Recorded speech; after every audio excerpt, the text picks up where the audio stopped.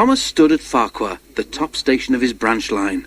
He had run round Annie and Clarabel after the morning journey and was enjoying a short rest before the run back down the valley. His driver and fireman stood beside his cab talking to the guard who'd brought startling news. "Did you know that the station master was burgled last night?" he was asking. Thomas's driver shook his head. "You don't say," he exclaimed.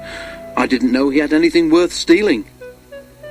"He's won cups for gardening," exclaimed the fireman. "All taken, and then the scoundrels had the cheek to pinch his car to carry them away in." "Not that new one he's so proud of," said the driver. The guard nodded, and at that moment the signal rose to show that the line was clear. The driver and fireman climbed into Thomas's cab. The guard blew his whistle, waved his green flag, and got into Clarabel, and Thomas set off. By the time they were through the tunnel, the train was running nicely. Road and railway were beside each other here, with only a stream between them. Thomas remembered his race with Bertie the bus. He'd only won because he could go through the hill, while Bertie had to go over it. A flash of colour on the road ahead caught his eye. He tried to go faster to look more closely.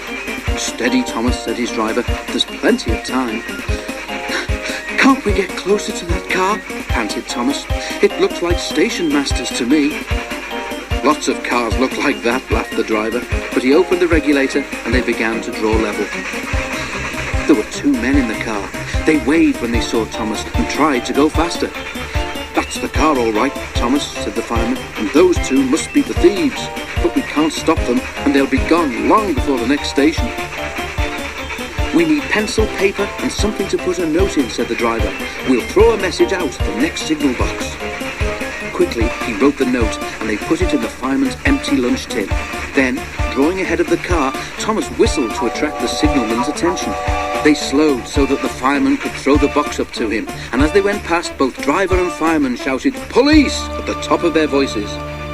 By now, the stolen car had gone well ahead, and Thomas did not see it again.